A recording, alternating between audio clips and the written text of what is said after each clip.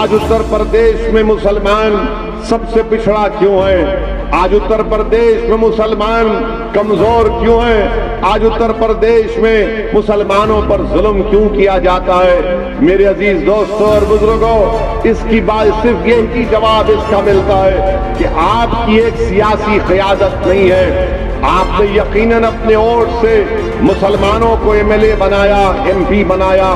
ویدھان Sabha بھجایا، parliament کو لوک سبھا کو بھجایا، مگر آپ سے میں یہ درخواست کرنے آیا ہوں کہ آپ اپنی ایک سیاسی قیادت کو بنائیے، اپنی لیڈرشپ کو بنائیے، ایسی لیڈرشپ کو بنائیے جیسا چرن سنگھ نے جاٹوں کے لیے لیڈرشپ کو بنائی تھی، ایسی لیڈرشپ کو بنائیے جو ملائم سنگھ یادو نے یادووں کے لیے بنائی، ایسی لیڈرشپ بنائیے جو بہن جی مایاوتی نے جاٹووں کے لیے بنایا، ایسی لیڈرشپ بنائیے کہ بی جے پی نے اعلیٰ ذات کے برہمن ہو یا بنیا ہو ان کے لیے ایک سیاسی پلیٹ فارم بنا دیا، ایسی لیڈرشپ بنائیے کہ انوپریا پٹیل ہے مگر کرمی ان کو اپنا لیڈر مانتے ہیں۔ میرے عزیز دوستوں اور بزرگوں، جب یہ لوگ یہ کام کرتے ہیں تو کوئی ان سے نہیں کہتا کہ تمہاری وجہ سے فرقہ پرستی بڑھ رہی ہے، تمہاری وجہ سے تناؤ پھیل رہا ہے، مگر میں آپ سے کہنے آیا ہوں کہ جب یہ تمام لوگ اپنی اپنی سیاسی لیڈرشپ کو بنا سکتے ہیں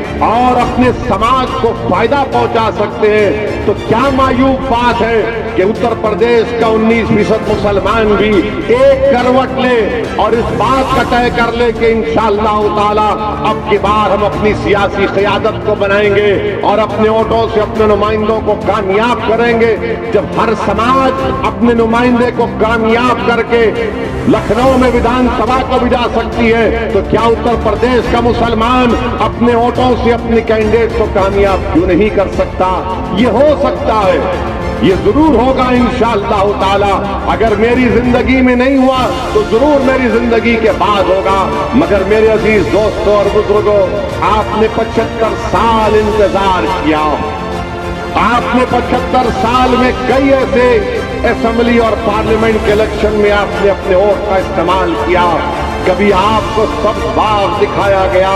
کبھی آپ سے جھوٹے وعدے کیے گئے، کبھی آپ سے وعدہ کیا گیا تھا کہ تمہاری مسجدوں کی حفاظت کی جائے گی، کبھی آپ سے وعدہ کیا گیا کہ نوجوانوں کو بچایا جائے گا، کبھی آپ سے وعدہ کیا گیا کہ تمہاری ماں اور بہنوں کی عزتوں کی ہم حفاظت کریں گے۔ ہر اس پیمانے پر آپ خود فیصلہ کر لو کہ جس کو آپ نے ووٹ دیا، جس کو آپ نے اپنا مسیحا مانا، جس کو آپ نے اپنا نیتا بنایا، مکھیہ منتری بنایا، سانسد بنایا، وہ کہاں تک ان وعدوں پر اترا؟ کبھی اپنے محلوں میں جھانک کر دیکھ لو کہ کیا تمہارے گھروں کے اطراف میں، کیا آپ کے گھر کے اطراف میں اپنے بچیوں کو پڑھانے کے لیے کوئی اسکول کا معقول انتظام ہے؟ کبھی اپنی آنکھوں سے دیکھو کہ کیا تمہارے جس محلوں میں تم رہتے ہو وہاں پر صاف پینے کا پانی تم کو مہیا کیا جاتا ہے؟ میرے عزیز دوستوں اور بزرگوں، میں ذمہ داری کے ساتھ کہہ رہا ہوں کہ ان مسائل پر کوئی بات نہیں کرتا۔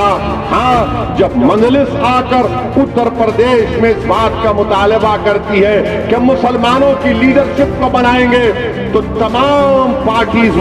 متحد ہو جاتی ہے، چاہے بی جے پی ہو، سماجوادی ہو، بی ایس پی ہو، کانگریس ہو، اور پھر ہمارے ہی صفوں میں ایسے ڈرپوک لوگ جو چھپ کر بیٹھے ہیں، جو اپنا ایمان کا سودا کر چکے، جو بے ضمیر ہو چکے ہیں، وہ کہتے ہیں کہ نہیں، مویشی جو بات کر رہا ہے وہ ٹینشن کی بات کر رہا ہے۔ ارے میں تم سے پوچھنا چاہ رہا ہوں، میں جمہوریت کو مضبوط کرنے کی بات کر رہا ہوں، میں اپنے ووٹ کی قیمت اور اہمیت کو اصول کرنے کی بات کر رہا ہوں، میں ایمان کو بیچنے کی نہیں، میں ایمان کی حفاظت کی بات کر رہا ہوں، میں مستقبل کو